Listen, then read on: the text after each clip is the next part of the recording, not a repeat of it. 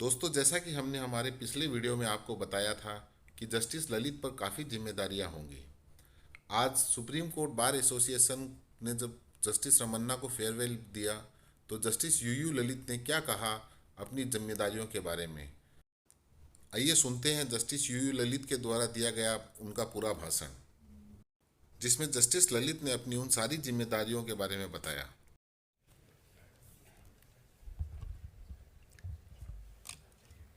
Honorable Justice N.V. Ramana, Chief Justice of India, Mrs. Shivmala Ramana, family members of Justice Ramana, my esteemed colleagues, brother and sister judges of the Supreme Court, Mr. Tushar Mehta, learned Solicitor General for India, Mr. Vikas Singh, President, Supreme Court Bar Association, the Honorable Vice President, Supreme Court Bar Association, Secretary and other office bearers of the Supreme Court Bar Association, President and office bearers of Supreme Court Advocates on Record Association, some of the honorable judges of High Court who are present today, learned senior advocates of the court who are present today, junior advocates, members of the registry, members of print and electronic media, ladies and gentlemen. It's a tough time for somebody like me. Look at the popularity of my predecessor.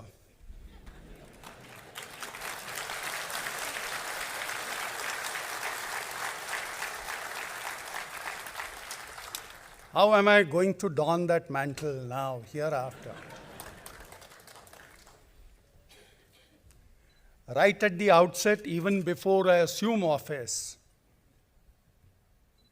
I express my complete inability to match and go anywhere near this popularity.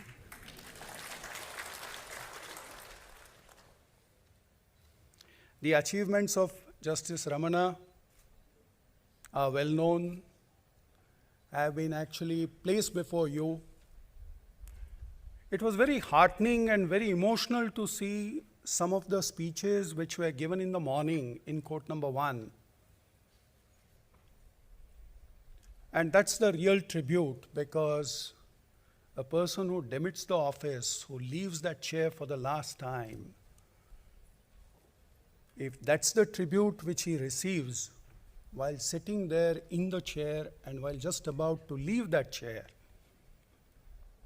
that to my mind is the most fitting tribute that a person can actually receive. So I won't repeat all of that, but two achievements which really stand out. Number one, I said in the morning, on the side of appointments, more than 250 appointments of judges of the High Court in this country. If you compare the present strength of the judges of the High Courts in this country, it is 750. So almost 1/3 of the strength is as a result of recommendations made by the collegium in last about, say, 14 months or so. And I also said in the morning that there may be a time in future that perhaps large number of judges of the Supreme Court may have been those who were appointed in that year. So that's the immense contribution that is before you. The second facet which I noticed was in the Chief Justices and Chief Ministers Conference. The way Justice Ramana meticulously and very forcefully tried to persuade all the chief ministers and chief justices to concentrate on issues concerning infrastructure in the district and lower judiciary. That was remarkable. After the conference was over, the conference went on for about 2 days or 3 days.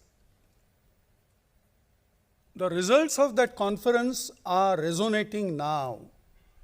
And I must tell and share with you that as a chairperson of NALSA, one of the projects that we are seeking to implement is to have what is called Public Defender's Office or Legal Aid Defense Council. And we are insisting that in every district there must be a Legal Aid Defense Council Systems Office, which will be on the lines as Public Prosecutor's Office. And the issue came up, very well that office would require some space.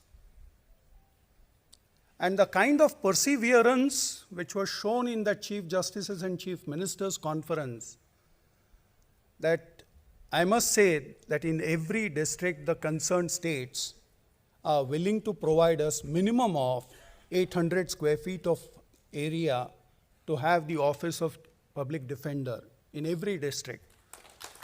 And I must say that this is something which owes, because of Justice Ramana's perseverance and the issues that he took up in Chief Justice and Chief Ministers Conference.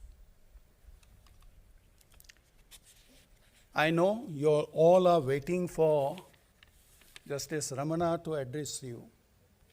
You haven't come here to listen to me. But very well, since I have the opportunity, and I know that my role is now cut to size, so therefore let me place some of the parts which I intend to do in my next innings of 74 days. 3 areas. I had a word with the office bearers of Supreme Court Bar Association and Supreme Court Advocates on Record Association earlier in the part of the day. One, and this is where we need to take the cue from Justice Ramana and then carry forward. One area which is listing, and I must assure you that we will strive hard to make listing as simple, as clear, and as transparent as possible.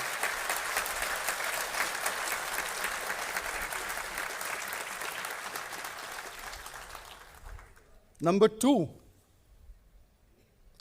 the area which is mentioning of urgent matters, that also I will certainly look into. I will have a word with all my learned colleagues on the bench, and we will certainly sort that out, and very shortly you will have a clear-cut regime where any urgent matters can freely be mentioned before the respective courts.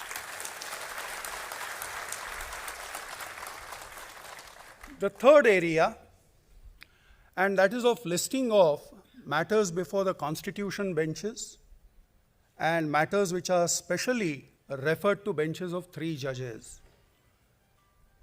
I have always believed that the role of the Supreme Court is to lay down law with clarity, consistency, and the best possible way to do it is to have larger benches as early as possible wherever the matters are referred to such benches, so that the issues get clarified immediately.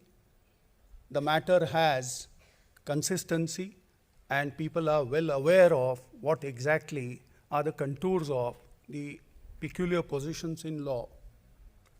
So we will strive hard to say that yes, we will always have at least one constitution bench functioning all throughout the year.